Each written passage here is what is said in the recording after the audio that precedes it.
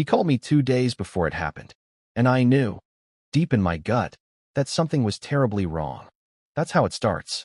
Not with a headline, not with a red carpet, not even with the news of a double homicide in one of Los Angeles's most exclusive neighborhoods. Before we continue, please hit the like button, subscribe to the channel, and turn on the notification bell for updates. It starts with a phone call, a voice, a cry for help that came too late. Billy Crystal didn't plan on talking. Not publicly, not after everything. But something changed after that December night. When police found Rob Reiner and his wife Michelle dead in their Brentwood mansion, their bodies riddled with stab wounds, their blood soaking into the floors of the home they built together over 40 years. Everyone was shocked. But Billy wasn't. Because 2 nights before that bloody Sunday, Rob Reiner called him. He said 7 words that Billy would never forget. "I regret everything, and I think it's coming." What did he mean? Why did he sound like a man standing on the edge? And what exactly was coming? Now, Billy Crystal is stepping forward, not for fame, not for headlines, but because what Rob said that night haunted him. And because after the murders, one truth became impossible to ignore. Rob Reiner knew.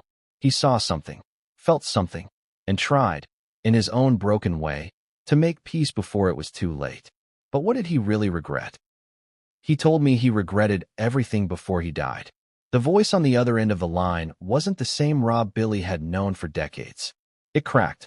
It paused in strange places. It felt afraid. He didn't sound like a man reminiscing, Billy said. He sounded like a man who had already said goodbye to himself. In that final conversation, Rob spoke about his family, his daughter Romy, his troubled son Nick, and his wife Michelle. He admitted he had failed them. That he had hidden from things. That he had chosen silence over confrontation, until it became a poison. And then he said something that made Billy's stomach drop. He said, "I think Nick blames me." And he's right too. It was the kind of sentence you don't expect from a father. But Rob Reiner wasn't just any father. He was a Hollywood legend, an activist, a man who carried the weight of fame and expectation like armor. And that armor was crumbling. A shocking scene in Brentwood. On Sunday, December 14th, just before 10 p.m., LAPD received a chilling 911 call.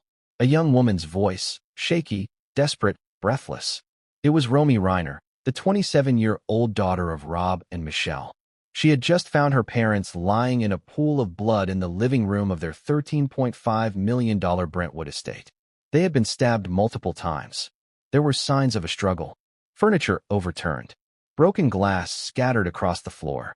And no signs of forced entry. According to the coroner's report, the cause of death was multiple sharp force injuries, with homicide listed as the official manner of death. Time of death? Estimated around 6:45 p.m. That same night, police arrested Nick Reiner, Rob and Michelle's 32-year-old son, who had been living in the guest house on the same property. 2 counts of first-degree murder. The arrest stunned Hollywood. But what disturbed investigators more was what Romy reportedly told them when they arrived. "There's a dangerous person in this family, and I told them something like this would happen." She didn't say Nick's name, but her eyes pointed straight to the guest house, the family they hid from the world. To the public, the Reiners were a model of legacy. Rob Reiner, the beloved actor and director who gave the world The Princess Bride, Stand By Me, and When Harry Met Sally. Michelle Singer, his wife of over 4 decades, an artist, mother, philanthropist. Nick Reiner, their son, a former screenwriter, rehab success story, once profiled in Variety as a young man who beat the odds. And Romy, the quiet, artistic daughter who stayed out of the spotlight. But behind closed doors, things were different. Very different. Billy Crystal says he saw the cracks years ago. "I stopped going to the house," he admitted. There was a tension there. You could cut it with a knife, and it wasn't about politics or art. It was personal. It was private. And it was deeply painful. According to several longtime friends of the family, Rob and Michelle had been struggling with Nick's behavior for over a decade. Substance abuse, anger, isolation. He'd been in and out of treatment. He'd tried screenwriting. He'd even published a heartfelt op-ed years ago about addiction and redemption. But redemption didn't stick. And behind the scenes, things were getting worse. He lived in the guest house, but he wasn't a guest. The Reiners' Brentwood estate was sprawling, lush gardens, high security, private wings, and of course, the guest house. Nick had lived there for several years. At first, it was meant to be temporary, just until he got back on his feet. But months became years, and his presence, once hopeful, became tense. He didn't leave, said one family friend. And over time, he stopped talking to people. Even when I'd visit Rob and Michelle, I never saw Nick. They said he was resting or working on something, but it felt off. Staff were told not to enter the guest house. Deliveries were left at the door, and according to a former housekeeper, the entire property changed when Nick came back. Like everyone was holding their breath. Then came the security upgrades. New locks, cameras, even a panic button installed in the main house. But what were they afraid of? And why didn't they act sooner? Billy Crystal's dread. After the murders, Billy Crystal stayed silent for 3 days. Then he broke. Not with a press conference, not on social media, but in a closed-door meeting with a mutual friend, where he finally said the words that would later explode across headlines. Rob told me he regretted everything, that he saw it coming, and I tried to warn them. But what did Billy try to warn them about? He won't say just yet. All we know is that Rob left behind more than just a legacy. He left behind a mystery. A tangled mess of family secrets, silent warning signs, and a final phone call that may hold the key to everything. The regret that broke him. Regret is a cruel companion, Billy said. But Rob welcomed it. He didn't just feel it. He lived inside it. During that last call, Rob reportedly told Billy about something he hadn't shared with anyone else. A moment from the past. A decision he made that, in his words, started everything. Was it about Nick? A betrayal? A cover-up? Billy won't say. Not yet. But what we do know is that Rob's voice cracked when he said it. He cried. Not loud, theatrical sobs. Quiet ones. The kind that break you slowly. It was like he was finally confessing, Billy whispered. And the next day, he was gone. And then came the letter. After the murder, police searched the house thoroughly. They found something strange in Rob's office drawer. A printed email. And signed. No date. Just one line. Forgive me. I wanted to be better. It's still unclear if Rob wrote it. But Billy says it matches the tone of their last call. And Romy? She reportedly told police she saw her father acting strangely all weekend, walking the garden at night, pacing, whispering to himself. She says she wanted to talk to him Sunday morning, but he told her he needed time alone. That was the last time she saw him alive. But what came next would change everything, and no one saw it coming. What really happened the night before Rob and Michelle Reiner were found dead? It wasn't a party anyone outside the family would remember. No cameras, no paparazzi, no champagne toasts on social media. It was supposed to be a quiet family dinner. But quiet doesn't mean safe. The Brentwood estate was already tense that night. The sprawling gardens glimmered under the California moon, the security lights cutting through the darkness. Inside, the main house smelled of roasted garlic, fresh bread, and Michelle's signature lemon roast chicken. On the surface, it looked like a perfect night. A family gathering. Laughter. A little music in the background. But beneath the surface, something else simmered. Romy noticed it first. The way her father's hands trembled when he poured wine. The way Nick's absence seemed to stretch the room into something hollow. Rob kept glancing toward the guest house. Michelle's eyes followed him, worry etched on her face. No one spoke about Nick. Not directly, not aloud, but the tension was palpable. Billy Crystal's voice echoes in the back of the mind. I had seen that look before. The way Rob could smile and still be terrified inside. It's a look you don't forget. Rob tried to keep it light. He joked about old movies, about his early acting days. He laughed at Michelle's sarcastic quips. He even told a story about a mishap on set that had everyone chuckling. But the laughter didn't last. At one point, Michelle leaned over to her daughter and whispered, I don't trust him tonight. Romy didn't ask why. She didn't want to. But she remembered that whisper. And she remembered the look on her mother's face. Something between fear and resignation. Meanwhile, Rob seemed distracted, pacing the dining room between courses. He stared at the French doors leading to the guest house like he was waiting for something or someone. At one point, he muttered under his breath, I can't let it happen. Not tonight. Michelle noticed and gently placed her hand on his arm. Rob, breathe, she said. But he barely responded. It was an almost imperceptible tension to outsiders, but the family felt it. even the staff. The housekeeper, who had been with the family for years, described that night as the quietest dinner we ever had. Everyone was there, but no one really spoke. It was like we were all waiting for something terrible to happen. Who was missing from that dinner? Nick. He hadn't been seen all day. Rumors circulated that he'd been at a friend's house, or maybe out in Hollywood somewhere. But the truth was, no one knew where he was, and that uncertainty hung over the table like smoke. Romy tried to ignore it. She focused on the chicken, on Rob's stories, on the fake laughter that filled the gaps. But deep down, she felt the weight of something she couldn't name. And then came a knock. A soft, almost tentative tap at the French doors. Everyone froze. Rob's face went pale. Michelle's hands gripped her napkin. Romy looked toward the door, confused. No one said a word. The knock came again. And then, before anyone could react, the door handle rattled. Was it Nick? The family waited. But the door didn't open. Instead, there was silence. Just the creak of the hinges. Rob whispered, almost to himself. It's him. I knew it. I knew it. Michelle asked, Rob, who? But he didn't answer. He just stared at the door, frozen. The staff tried to calm everyone. It's probably the wind, one of them said. But Romy knew better. She had seen the tension building for years. And in that moment, she felt a terror that she could not explain. Dinner continued, but the atmosphere had shifted. The jokes felt hollow. The laughter forced. Rob kept glancing at the door. Michelle tried to keep the family engaged, talking about small things, travel, Romy's latest art project, mundane updates. But nothing worked. Even the dessert was untouched. At one point, Rob leaned over to Billy Crystal, who had joined the family through a video call that evening, something they did occasionally, and said in a hushed tone, I tried to warn them, Billy. I tried to warn everyone. Billy's heart sank. Warn them about what? He asked quietly. Rob didn't answer. There were other signs that night that something was off. The silverware wasn't arranged correctly. Michelle noticed and adjusted it, muttering about how even the little things matter. The family dog, normally calm and affectionate, refused to leave the kitchen. It growled at the French doors, staring intently. And Romy couldn't shake the feeling that every shadow in the room was moving just slightly. Watching. Waiting. After dinner, Rob and Michelle retreated to the living room to talk in private. Romy stayed behind, pretending to clean up.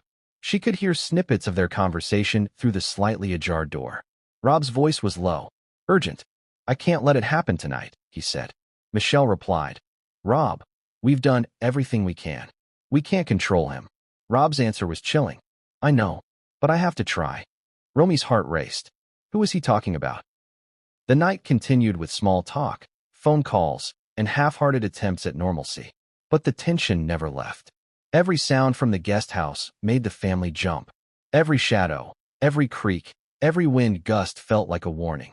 By the time dessert was served, Rob had stopped smiling entirely. He seemed distant, haunted, almost preoccupied with some invisible timeline ticking down. Michelle reached over and held his hand. We'll be okay, she whispered. But Rob shook his head. No. We won't. And then came the final, quiet moment before the night ended. Romy saw her father glance at the guest house again, a look she had never seen before. Fear, regret, and something else. Recognition. Recognition that whatever was coming was already too close. He muttered a single sentence, almost inaudible. Not tonight. Not yet. But soon. Romy didn't understand it then. No one did.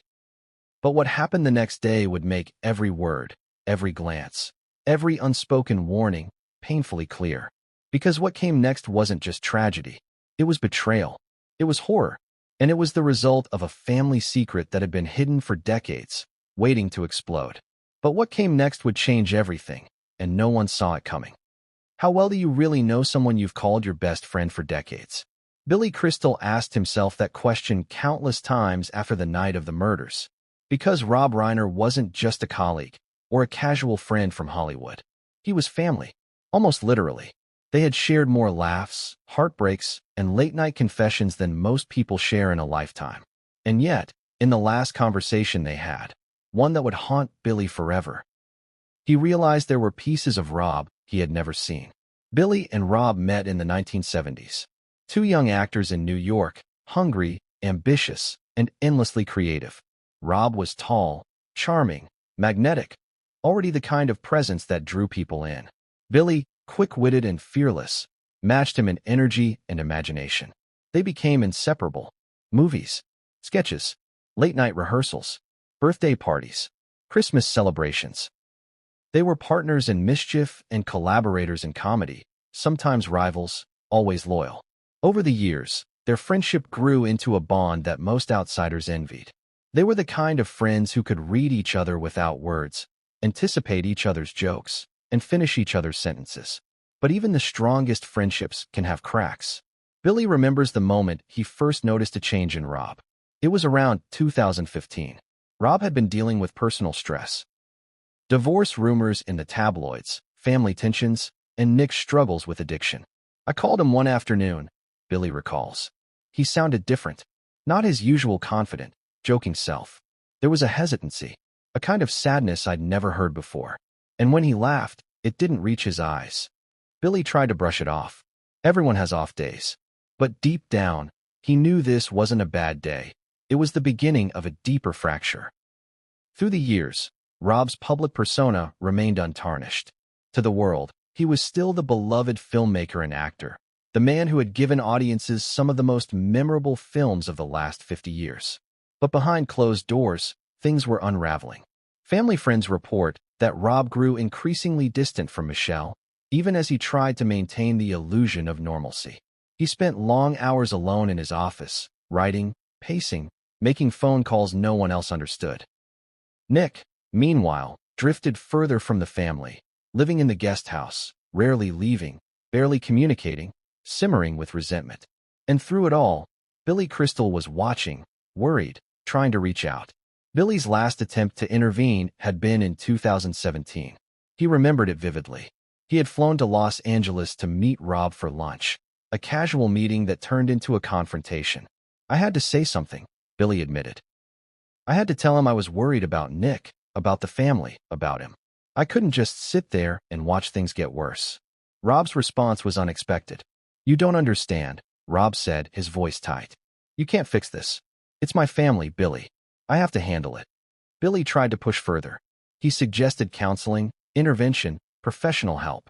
He reminded Rob of the warning signs, the behaviors he had witnessed, the cracks growing too wide to ignore.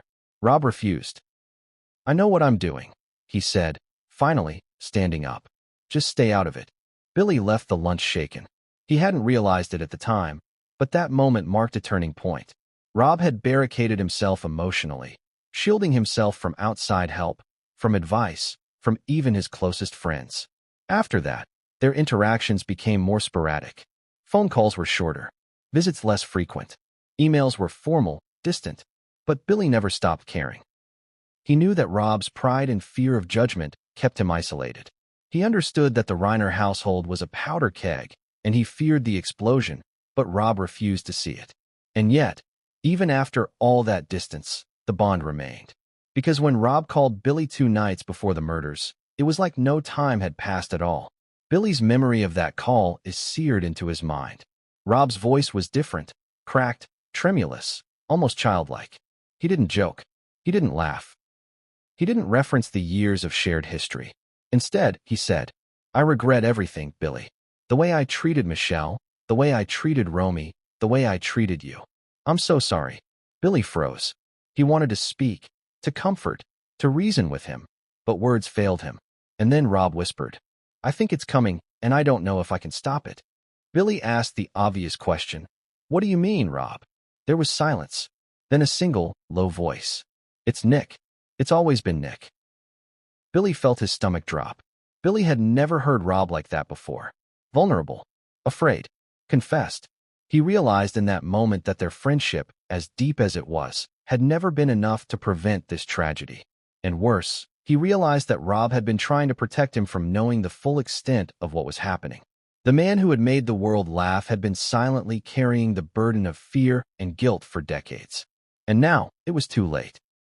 After the call, Billy sat in his car, staring at the dashboard, trying to process it.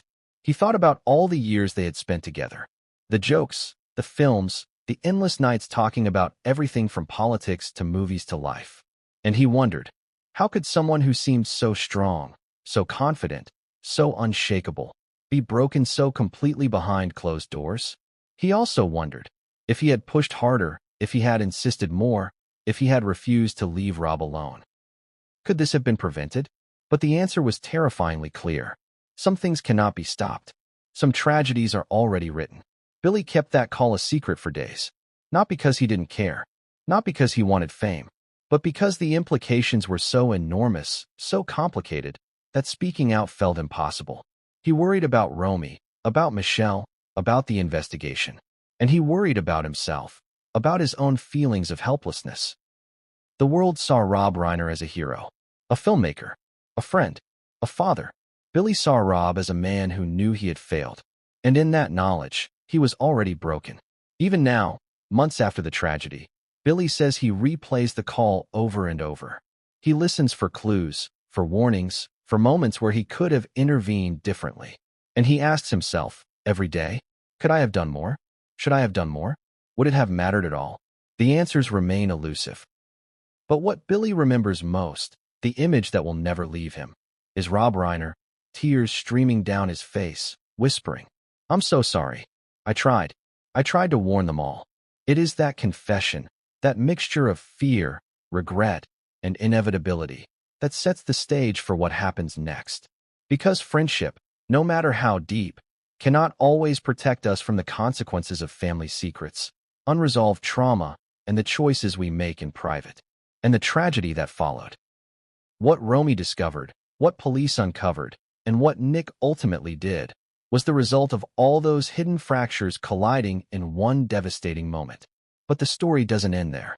Because even after Rob's death, the truth about their friendship, their family, and the warnings left behind continues to unravel in ways no one could have predicted. What came next for Billy Crystal wasn't just grief. It was shock. It was disbelief.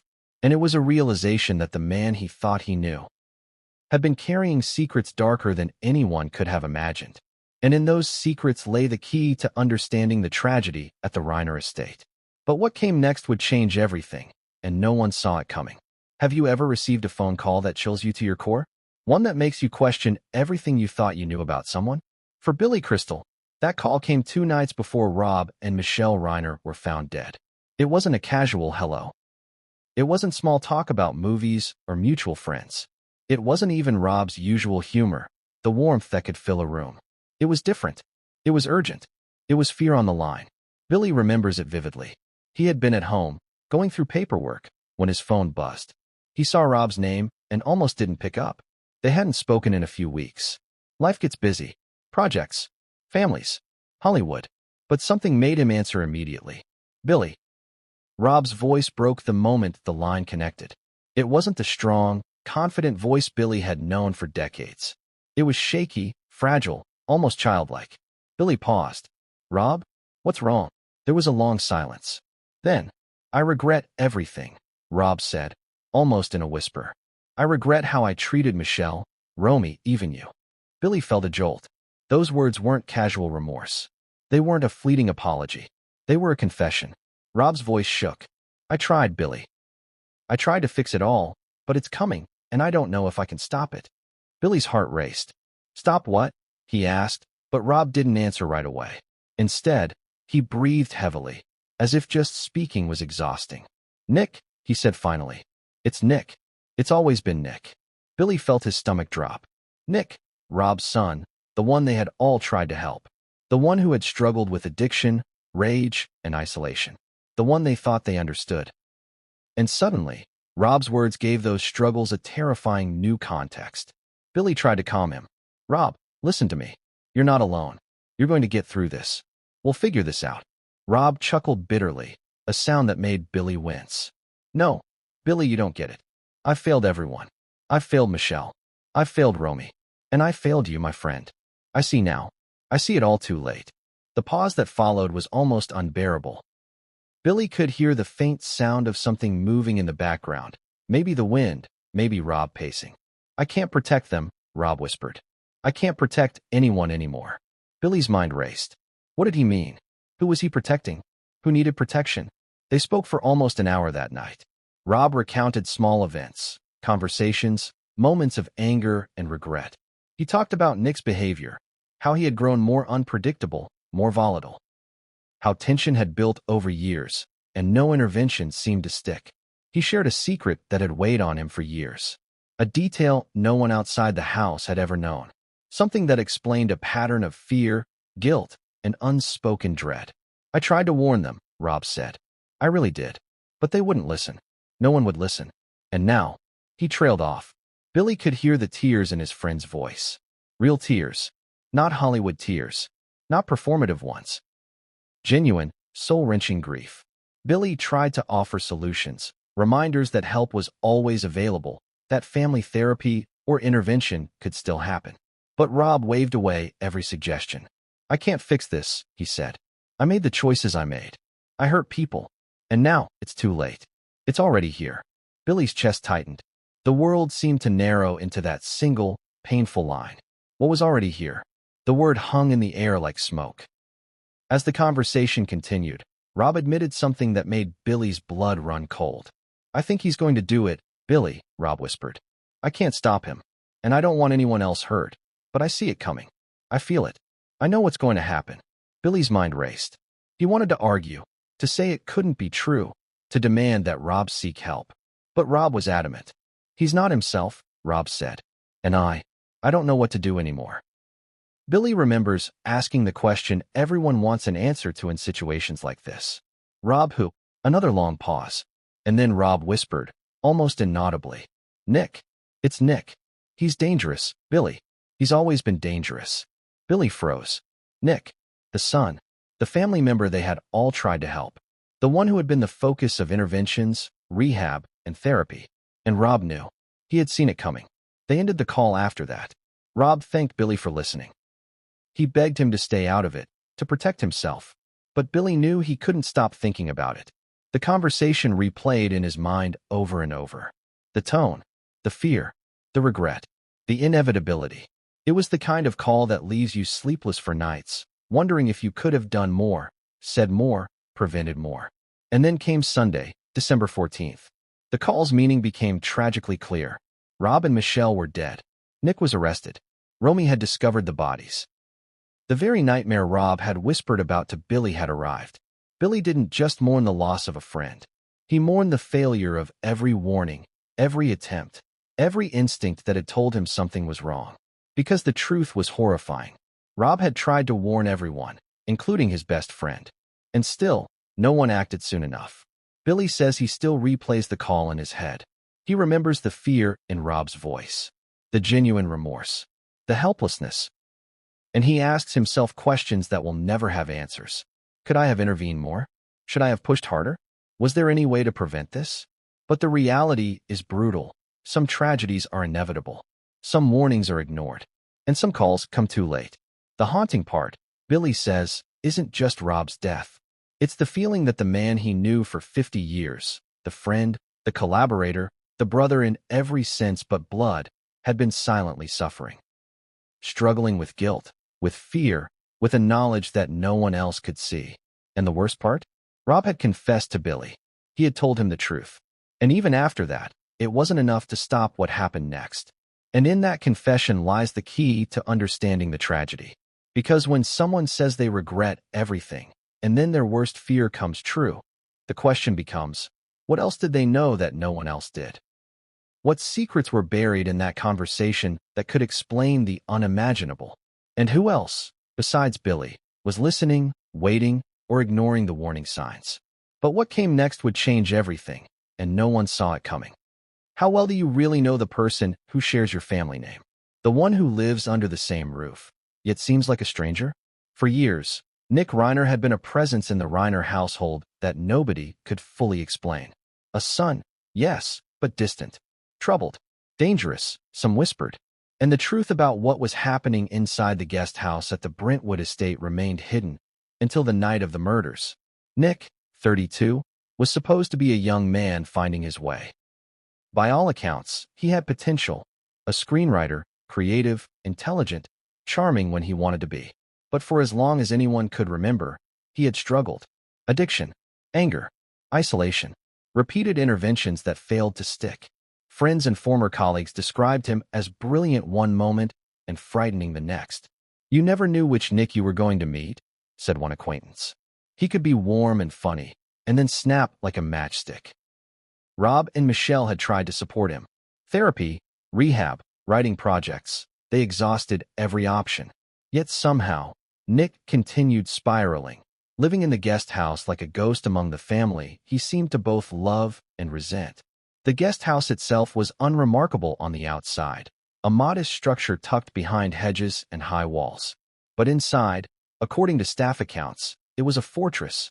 Locks on every door. Security cameras hidden in corners. Shades drawn during the day. A clutter of empty bottles, notebooks, and evidence of sleepless nights. One longtime housekeeper recalled, "I was told not to go near it. If he was inside, we just stayed away. It was like he had declared his own territory, and no one dared enter." The staff didn't know whether to fear him, pity him, or both. And the Reiners didn't insist.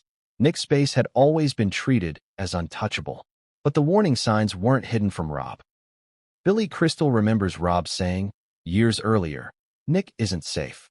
I've seen what he's capable of. I don't know if anyone can stop him." And yet, life went on. Holidays, birthdays, dinners. Nick existed in the periphery, never fully present, always at the edge of something terrible waiting to happen. Inside the guest house, according to later accounts, Nick had created his own world. A chaotic mix of obsessiveness and paranoia. Books scattered across floors, notes taped to walls, strange journals documenting his thoughts. Some entries reflected genuine remorse for past behavior. Others, an increasing fixation on his family's perceived betrayals. One staff member reported seeing him pacing late at night, muttering to himself. He'd say things like, "They don't understand me. They'll regret this." "They all will," she said. It was terrifying, but I didn't know who to tell. Rob and Michelle didn't want us to interfere. Nick's relationship with his parents was complicated, tense, and opaque. To outsiders, Rob and Michelle appeared patient, loving, and supportive. But Billy says Rob confided that he often felt helpless. "He would tell me he tried everything," Billy said. "Every intervention, every conversation, every plan. It failed. And he felt guilty for it. But he didn't know what else to do." Nick's resentment wasn't subtle. Friends said he blamed his parents for his problems. His failures, his addictions, his isolation. And though he sometimes showed charm and wit, there were moments of terrifying anger, unpredictable and sharp, that kept everyone at arm's length. The day of the murders, witnesses say, Nick's mood had been particularly volatile. According to family friends, he refused to join the dinner in the main house. He stayed in the guest house, pacing, slamming doors, and occasionally shouting at the walls. Romy, aware of his erratic behavior, had tried to check on him during the day. According to police reports, she knocked on the guest house door, calling his name. No answer. The locks were secure, and when she pressed further, she reportedly felt a coldness in the air, as if the house itself had been taken over by someone else. Billy Crystal recalls Rob telling him about Nick's spiral in fragments that were terrifying to hear. "He was distant," Rob had said. "He's not the boy I raised. He's angry, he's hurt, and he's dangerous. I see it. I feel it. I don't know what to do anymore." That call had haunted Billy ever since. Because now, after the murders, those words carried a deadly weight. Police later described the guest house as organized chaos. Empty bottles of alcohol scattered across countertops. Torn pieces of paper with cryptic notes, some referencing family members. Sharp objects, knives, scissors, and other items that could easily become weapons. Signs of sleepless nights and obsessive behaviors. Investigators said Nick's movements in the days leading up to the murders suggested planning, not impulse. There were indications that he had been in and out of the main house, observing his parents.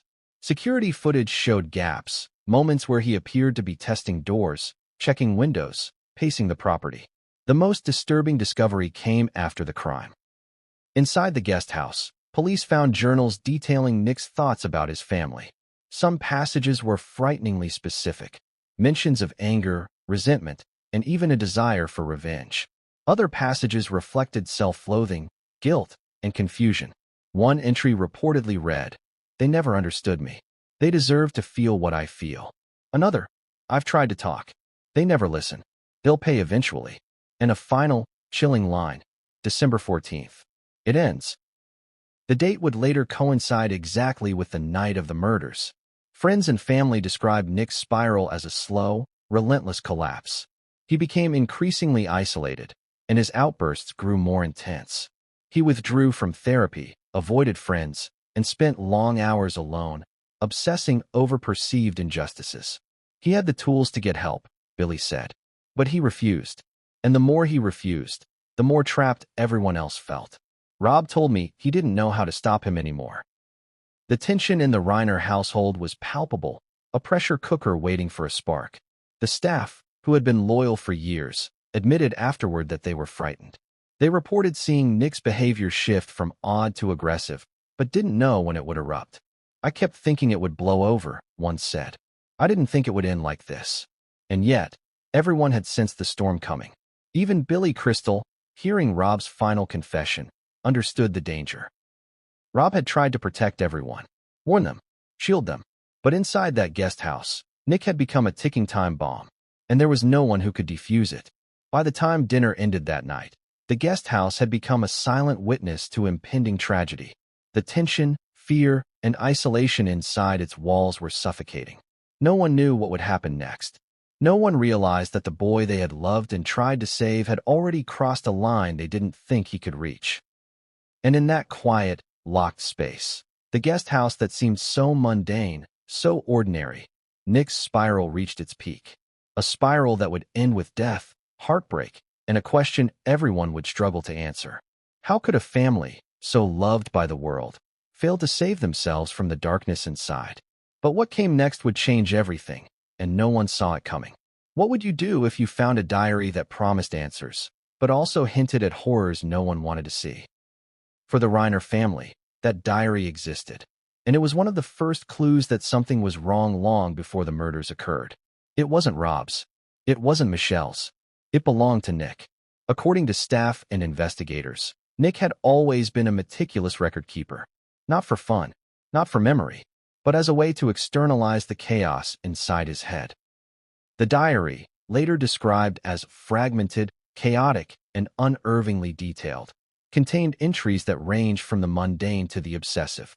Grocery lists and reminders jostled alongside intense emotional rants, cryptic warnings, and detailed accounts of family interactions that only someone living under the same roof could have known. One page read like an accusation. "They think I'm weak. They think I don't matter. But they will pay. They don't understand me." Another entry shifted tone entirely. "I love them. I really do. I can't control this anger. I try. I try every day." The diary was a mirror into Nick's fractured mind, sometimes regretful, sometimes calculating, sometimes terrifyingly detached. Romy reportedly told police she had seen parts of the diary before it was seized. She described it as a window into a world I didn't know existed. She claimed, some of the things he wrote, it was like he was planning something. And some of it was like he was already living in the aftermath. The dichotomy was chilling. Love and rage, hope and despair, all mingled on the same pages. Billy Crystal, upon learning about the diary after the murders, was stunned. "He told me he regretted everything," Billy said. "But seeing the diary, you realize how deep the spiral went." Rob wasn't exaggerating. This wasn't surface level. He knew how serious it had become. One of the most disturbing passages in the diary, according to investigators, was dated December 1st, just 2 weeks before the murders. "They can't fix me. They won't stop me. I'll make them understand somehow." The ambiguity of the entry was haunting. Make them understand could mean confrontation, could mean destruction, could mean pleading for attention in a way no one could safely interpret. The diary's tone oscillated violently. One moment, Nick reflected with regret. "I hate that I think these things. I don't want to hurt anyone. I just feel like they don't see me." The next, "They'll regret ignoring me. They deserve it. They've controlled me too long." Friends of the family said they had noticed these warning signs but underestimated their severity. Nick was always intense. One longtime family friend admitted, "We thought he was just struggling. We didn't realize he could act on those feelings in a violent way." Even Rob and Michelle, loving and patient as they were, didn't fully grasp the extent of his mental and emotional state. Billy Crystal reflected on that. Rob knew it. He felt it. And in his last call to me, He admitted he saw what Nick could do. He tried to warn them all. The diary also revealed a troubling preoccupation with control. Nick wrote about watching his parents, timing their routines, memorizing their patterns. Romy leaves at 8:15. Mom is in the kitchen. Dad will check his email. Timing matters. They think I don't notice. I notice everything. I'm not invisible. They'll see me. They'll all see me. It wasn't just paranoia. It was preparation. Investigators later said that this diary, combined with security footage and witness statements, suggested a meticulous understanding of the household. Every locked door, every camera, every staff schedule. Nick had absorbed it all. Some entries were almost confessional, a rare glimpse of his remorse. I don't want to hurt them. I really don't. But I can't stop these feelings. I can't control it anymore. Billy Crystal called this particularly heartbreaking. Hearing Rob tell me he regretted everything, and then seeing that diary, you realize this wasn't a sudden act. It was a culmination. Decades of fear, frustration, guilt, and anger colliding. The diary's existence also raised questions. How long had it been there? Who had access? And most importantly, why hadn't anyone noticed the dangerous trajectory before it was too late? Romy claimed she had suspected something for years, but didn't know the depth until she saw the diary. The staff had glimpsed pages, but didn't connect them to a potential threat. And Rob himself, he had read it, worried, but chose to try interventions first, hoping to steer Nick back. But there was a final, chilling entry that would haunt everyone forever.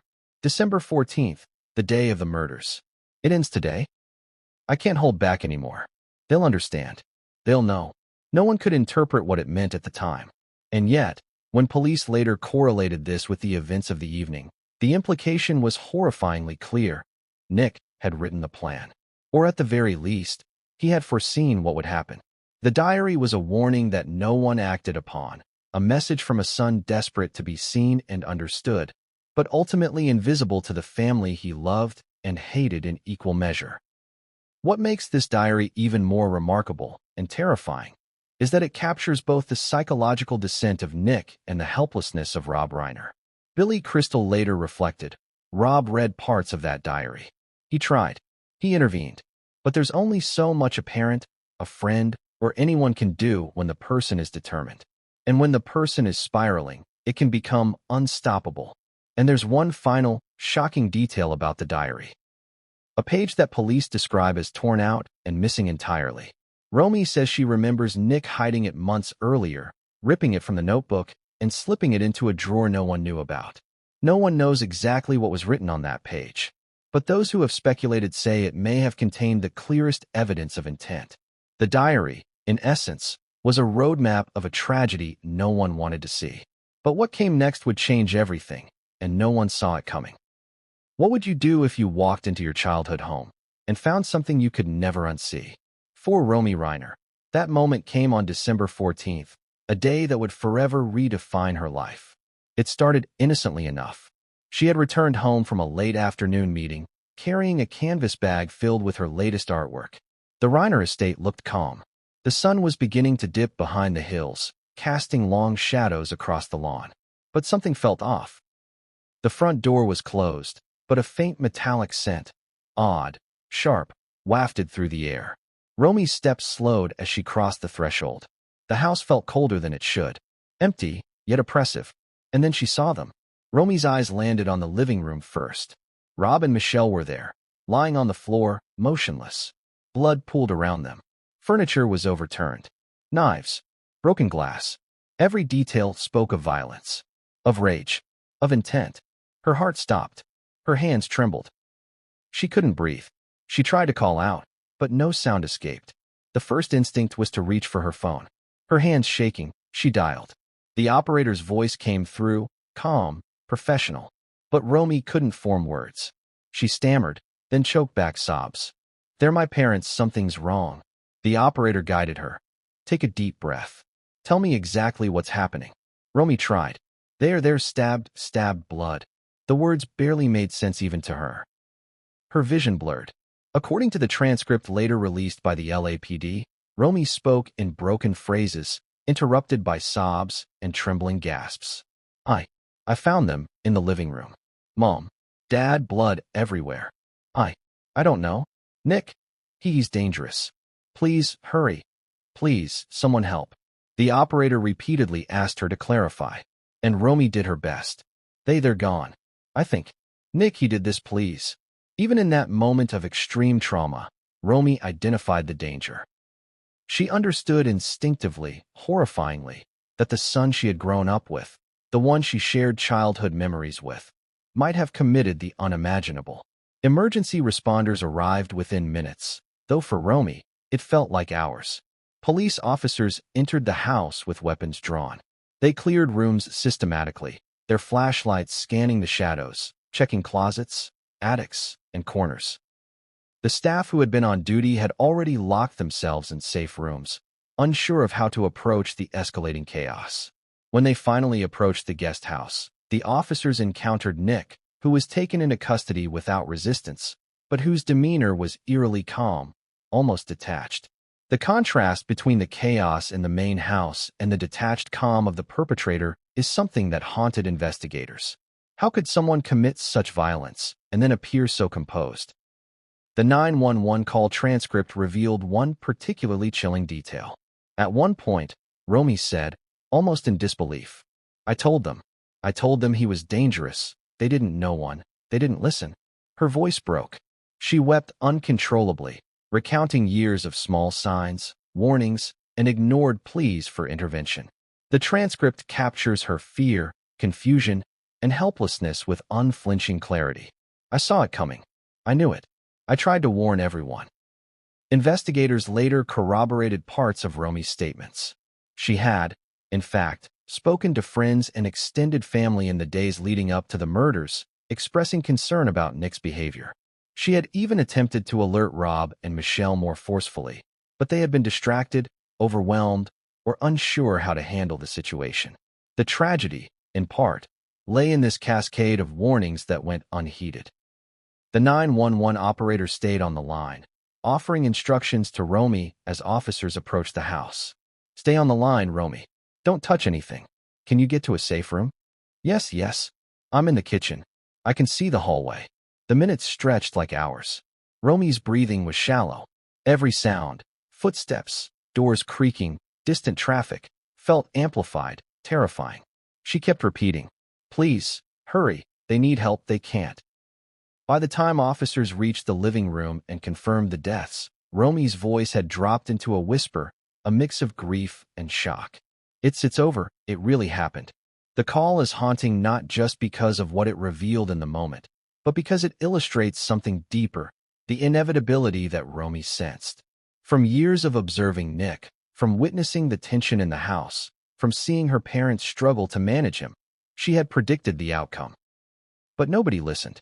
There are moments in the transcript that stand out for investigators as crucial. Romy repeatedly references a dangerous family member. Though she never explicitly names Nick until later in the call, the implication is clear. He's in the guest house. He's always been dangerous. Please, they need to check. Even while in shock, Romy identifies the locus of the threat, a rare clarity amidst the chaos. The emotional weight of the call cannot be overstated. For nearly 10 minutes, Romy balances grief, panic, and clarity, describing a scene so horrific it defies comprehension. Her composure is intermittently shattered by sobs, but her words reveal the depth of trauma she had experienced over years of family dysfunction. Billy Crystal described the moment he learned of the 911 call. I couldn't believe it. I knew Rob had been afraid. I knew he had tried to warn everyone. But hearing Romy on the line, seeing that instinctive understanding, it was horrifying. She had seen it, and yet it didn't stop the inevitable. When police finally removed Nick from the guest house, Romy was taken to a safe location. Her statements during the subsequent interviews were consistent with what she had said on the call. Nick had been increasingly isolated, increasingly angry. He had a history of threats, intimidation, and unpredictable outbursts. She had tried to warn her parents and trusted family members about the danger, but they didn't act in time. Her ability to articulate these observations during extreme trauma demonstrates the clarity that can come from experience, even in the face of tragedy. The 911 transcript also contained moments that hint at the internal struggle Romy faced: guilt, confusion, and disbelief. She repeatedly asked, "Why didn't anyone listen?" and "Could I have done more?" These questions, which resonate deeply with anyone who has ever tried to prevent a disaster, underscore the broader tragedy of the Reiner household, a series of missed warnings, ignored signs, and unheeded cries for help. The chilling effect of that call extends far beyond the moments it captured. It's a testimony to a family fractured by secrets, fear, and unspoken conflicts. It's proof that Rob Reiner's warnings to Billy Crystal weren't empty, they were prescient. And it's a snapshot of a daughter forced to bear witness to horrors that no one should ever have to see.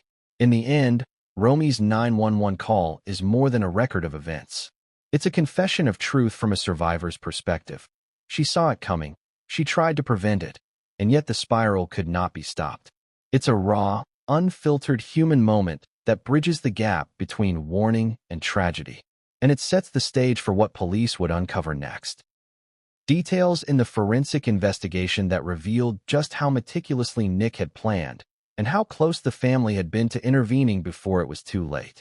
But what came next would change everything, and no one saw it coming. What does a home look like after a horror no one could imagine? For the Reiners' Brentwood estate, the answer was brutal, graphic, and heartbreaking. When the police first entered the main house on December 14th, the scene was unlike anything many officers had encountered in their careers. Rob and Michelle Reiner, both beloved figures, pillars of Hollywood and family life, were found lifeless in their own living room. The violence was immediate, shocking, and deeply personal. The coroner would later confirm multiple sharp force injuries, consistent with repeated, intentional attacks. There were defensive wounds on both victims, suggesting a struggle. Every corner of the room bore evidence of chaos.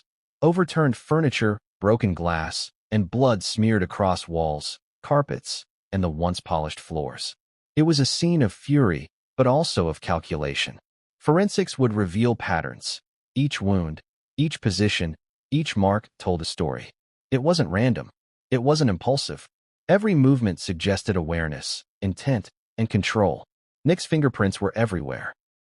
But what the investigators found even more alarming was the level of preparation. Knives had been cleaned, replaced, and arranged in the kitchen earlier that day.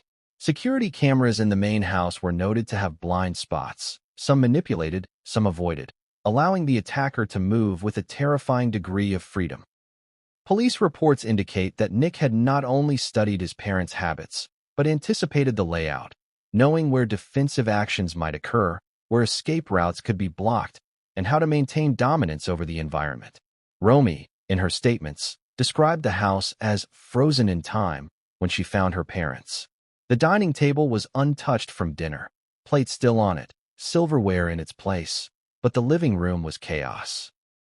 The juxtaposition of normalcy and horror magnified the emotional shock. Investigators noted that the scene reflected both rage and restraint. While the violence was deadly, certain items, heirlooms, photographs, and valuables, were left untouched. It was not theft. It was not random destruction. It was personal. The forensic team meticulously cataloged everything. Blood spatter patterns indicated defensive postures. Broken glass suggested a struggle over space and movement. Positioning of the bodies revealed both victims attempted to shield themselves from the attacks. These details painted a grim picture. This was not a moment of blind anger. This was a premeditated act executed with precision. Police also found other signs in the house that indicated previous tension, though subtle. Locked doors leading to rooms Rob and Michelle rarely used. Notes and reminders taped discreetly in hallways, suggesting both victims were attempting to manage a household with high tension. Evidence of security measures, cameras, alarms, and even a panic button in the main house, all of which suggested fear had been a constant companion. The home itself became a record of unspoken anxiety, decades of family dynamics layered into its structure, waiting for the perfect storm. One of the most chilling forensic discoveries was the correlation between the house layout and Nick's prior observations. Investigators concluded that Nick had been tracking his parents' routines for days. When Rob checked emails, Nick knew which routes they would take. When Michelle cooked or cleaned, he anticipated her movement and planned his approach. Even minor activities like stepping outside or walking from the guest house to the main house were monitored. In short, the house had become a chessboard, and Nick was orchestrating the final moves. Adding to the horror, small details revealed the family's humanity amidst the carnage. Photographs of family trips were stained with blood. Rob's awards, displayed proudly for decades, were untouched, standing as silent witnesses. Michelle's art supplies were scattered but intact, a remnant of normal life overshadowed by tragedy. These details confirmed what investigators later said. The attack wasn't impulsive. It was a calculated targeting of individuals, not property. The forensic report also highlighted timing. The coroner's estimated time of death, around 6:45 p.m., matched Romy's account of discovering her parents later that evening. Security footage showed gaps in camera activity around that period, crucial moments when Nick moved through blind spots, entering and exiting areas without detection. The blend of deliberate action, knowledge of the house, and manipulation of security measures demonstrated chilling sophistication. Even minor clues, overlooked at first glance, spoke volumes. A faint footprint leading from the guest house toward the main living area. Items intentionally placed to mark pathways or prevent certain movements. Subtle signs of preparation, moved furniture, arranged knives, blocked exits.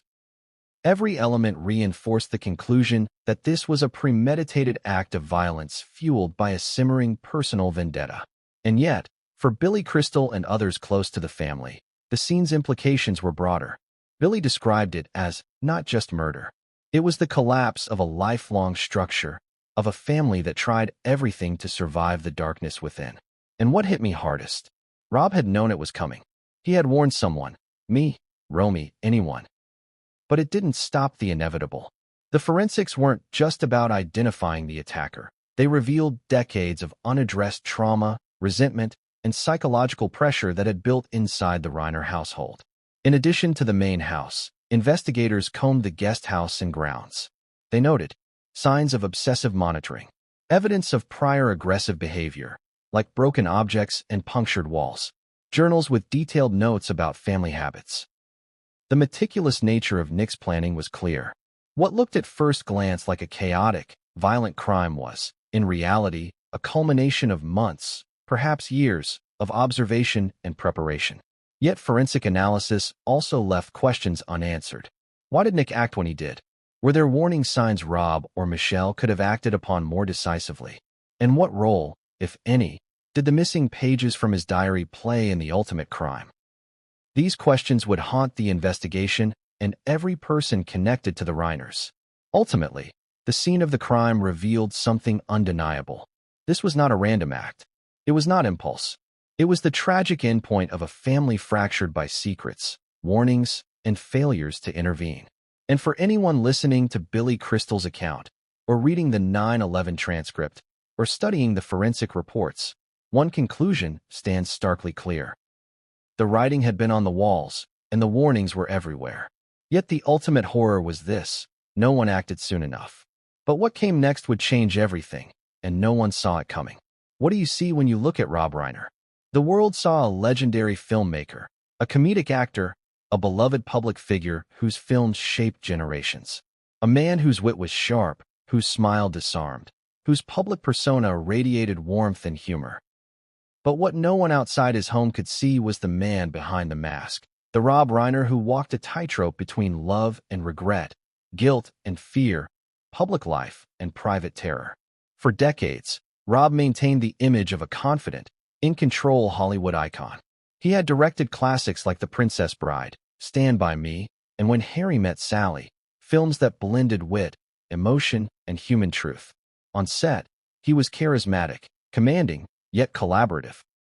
Actors praised him for his humor, his insight, his ability to create magic in moments both small and large. To the public, he was untouchable. To those closest to him, however, he was far more complicated.